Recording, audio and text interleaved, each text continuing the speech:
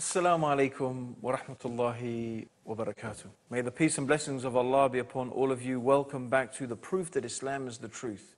And we've been talking about some of the amazing miracles of the Qur'an, the scientific miracles, those facts that can be found in the Qur'an that leave us awestruck. How could this information be in a book 1,400 years old?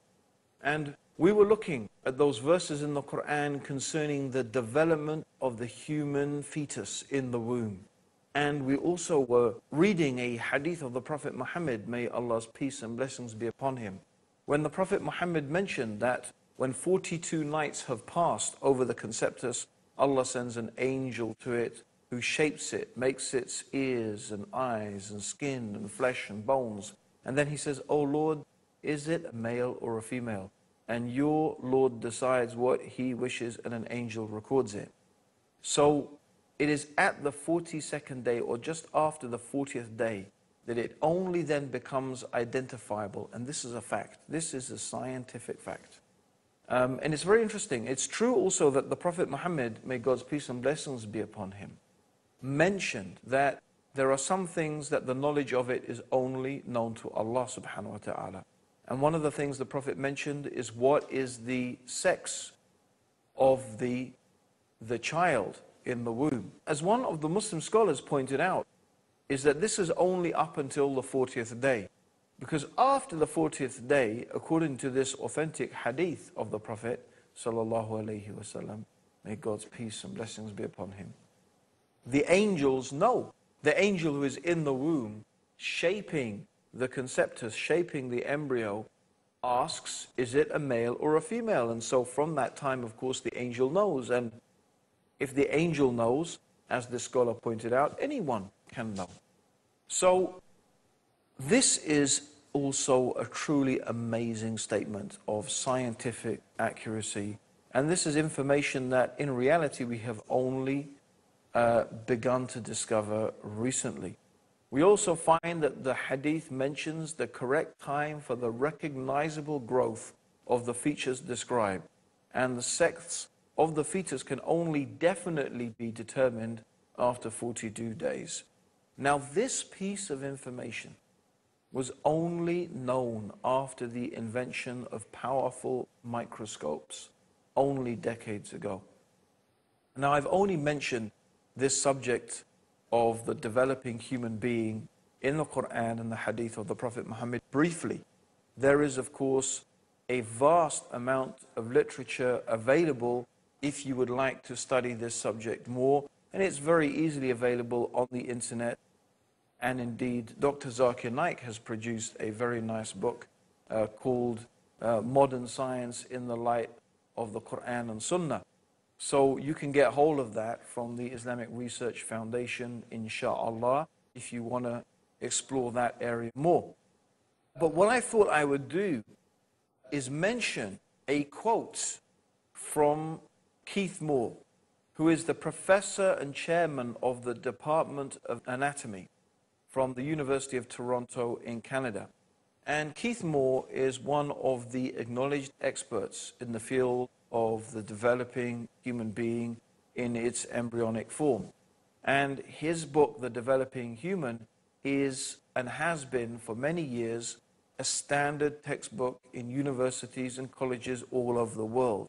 It's been translated into numerous different languages, and he was shown some of the statements in the Qur'an and the hadith or sayings of the Prophet Muhammad concerning the development of the human embryo. And having studied them, he came to a conclusion. And this is what he said. Until the 19th century, nothing was known about the classification of the stages of human development. A system of staging human embryos was developed around the end of the 19th century, based upon alphabetical symbols. And during the 20th century, numerals were used to describe 23 stages of embryonic development. This system of numbering the stages is not easy to follow, and a better system would be based on the morphological changes In recent years, the study of the Quran has revealed another basis for the classification of the stages of developing embryo, which is based on easily understood actions and changes in shape. It utilizes terms that were used and sent by God to Prophet Muhammad, by the angel Gabriel, and recorded in the Quran. And he goes on to say, it is clear to me that these statements must have come to Muhammad from God, because almost all of this knowledge was not discovered until many centuries later. This proves to me that Muhammad must have been a messenger of God or Allah. Dear viewers, you need to think about this. Here is one of the experts, perhaps the expert in the field, examining the information that is in the Quran and that has been mentioned on the tongue of the Prophet Muhammad. And he is saying that not only is it impossible for this information to have been known by anyone 1,400 years ago, he also suggests that modern embryology should follow the system of development that has been mentioned in the Quranic verses. In other words, the Quran has described the development of the human embryo so beautifully and so effectively that this should be the basis upon which scientific textbooks founded from now on. This is what Keith Moore is saying. So this is really a truly remarkable statement from a truly remarkable scientist who, by the way, has become a Muslim. How did the Prophet Muhammad develop this information? From where did a man living in the desert 1,400 years ago know? From where did he get the knowledge? This is the question that you have to ask. This is the question that you have to examine. The next thing we want to look at is the water cycle. The water cycle, that is the cycle of water where the sun heats the sea and causes evaporation, and from that evaporation we have clouds forming, and how the winds move those clouds, and from that rain falls. Now, the Quran accurately describes the water cycle and the origin of underground springs. And we're going to be talking about that after the break. So whatever you do, don't go away, because we have some more amazing facts for you in the proof that Islam is the truth.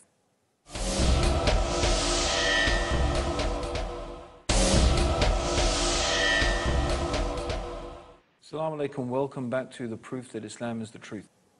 And we're going through some of the amazing scientific statements in the Quran, things that it was impossible for Prophet Muhammad to have known 1,400 years ago. Now, one of the things we want to talk about is the water cycle. Now, it may seem very obvious to us today about the water cycle, and for example, the origin of underground springs. But the ancient Greeks, for example, didn't seem to get it right, despite all of their philosophy and their knowledge and their ability. They actually theorized that underground springs were a product of spray that came off the sea and collected in caves. And then the spray that came off the sea and collected in the caves dripped down into the underground reservoirs through a great sea called the abyss. In fact, it was not until the 18th century that the water cycle was really accurately described. Yet the Quran says 1,400 years ago, in the 39th surah, in the 21st ayah, have you not seen that Allah sent water down from the sky and led it through sources into the ground? This is a simple but in fact highly accurate description of the water cycle. Another amazing fact that is mentioned in the Quran, we find in the 24th surah of the Quran in the 40th verse. And it's talking about the state of those people who disbelieve and reject faith in God. The Quran describes the state of the disbeliever, the person who has rejected faith. like a darkness. A darkness that is so dark, it is like the deep depths of darkness in a vast, deep ocean, overwhelmed with wave upon wave, topped by a cloud. If a man stretches out his hand, he can hardly see it. For any to whom Allah gives no light, there is no light. Now, on the surface, here Allah is giving a simple description. A person who does not believe in God and does not follow the guidance that Allah has sent down is a person who is in darkness. They are lost. Their life is a confusion. In fact, their life is so confusing, they can hardly see what is in front of them. This is how Allah is describing it. Darkness upon darkness, confusion upon confusion. He can hardly see or understand what is happening. If God does not give a person light, there is no light. So it is describing a type of absence of light, of being able to see or know really what is truly going on. And so this is the case that is described. So on the surface, we have a very poetic, we have a very strong and vigorous and amazing description of this darkness and this state of being lost. Yet when we examine it in more detail, there is something else going on here as well. There is a clue to some scientific truths. First of all, the Qur'an describes a vast, deep ocean, and it describes waves upon waves. Now, of course, most of us are familiar with the waves that are on top of the ocean. But what does it mean, waves upon waves? Are there other waves in the ocean? Well, we're going to find out. Also, the Qur'an talks about a person being deprived of light, that they can hardly see. Now, a ray of light is composed of 7 colors: violet, indigo, blue, green, yellow, orange, and red. And light, when it hits water, goes through what is called refraction. That means that, for example, in the upper 10 to 15 meters, the water absorbs the red color. And as you go deeper, each of the colors in the spectrum become absorbed by the water, until you get to a depth of below about 1,000 meters, there is complete darkness. Now, what is amazing is that we also find in modern scientific discoveries that internal waves cover the deep waters of the seas and oceans, because the deep waters have a higher density than the waters above them. So waves upon waves. We have the internal waves in the deep, deep ocean, and then we have the waves on top of the ocean. And then the clouds and so on and so forth, they add to the darkness and the disparity and the breaking up and the refracting of light. Now, what is interesting is the deep darkness. Remember, the Quran says they stretch out their hand, they can hardly see it. This deep darkness begins below the internal waves in the ocean. In fact, there are certain fish down at those depths which need their own lights in order to be able to see. And amazingly, Allah has created these creatures that can actually generate their own lights. Now, this is really amazing because, of course, until very recently, no one has been able to penetrate and to reach those deep parts of the ocean. It is only with extremely sophisticated modern machinery and submarines and diving suits that someone has been able to go down to that depth. Yet we have the Quran 1,400 years ago describing the internal waves of the oceans and the darkness that is there at the depths of the oceans. How on earth, how in the heavens could a man living in the desert 1,400 years ago have known about such detailed information about a science like oceanography? Well, Professor Rao, who is an expert in marine biology at the King Abdul Aziz University in Jeddah says, 1,400 years ago, a normal human being could not explain this phenomenon in so much detail. This information must have been coming from a supernatural source. My dear viewers, this even is not the end of the amazing scientific statements in the Qur'an. Because the next thing I want to deal with is cosmology. The statements in the Qur'an concerning the universe. Now, until recently, or we could say up until the 1960s, there was a major controversy between scientists concerning the state of the universe. Now, some scientists believed and had begun to develop the idea that the universe was in a state of flux, that the universe was in fact expanding. And from this theory of the expanding universe also came another theory which is commonly known today as the Big Bang Theory. This is the idea that the universe had a common origin in a singularity, a dense, condensed type of matter. The universe was a infinitely small, we could say, part of dense matter. And this infinitely small, dense matter then exploded into what is the universe that we know today. Now, this was opposed by the static state theory. The static state theory, and this was very much preferred theory of atheists, that the universe was the way it was eternally in the past and will keep on being that way eternally in the future. And this was a theory that was really largely based, at least initially, and was believed in by Albert Einstein. And many people therefore followed on from that with this idea of the static state theory. And so this idea of the Big Bang Theory, which was, really held by Fred Hoyle, he was the person who supported this theory, and Lemaitre, who was opposing it with the idea of the Big Bang Theory.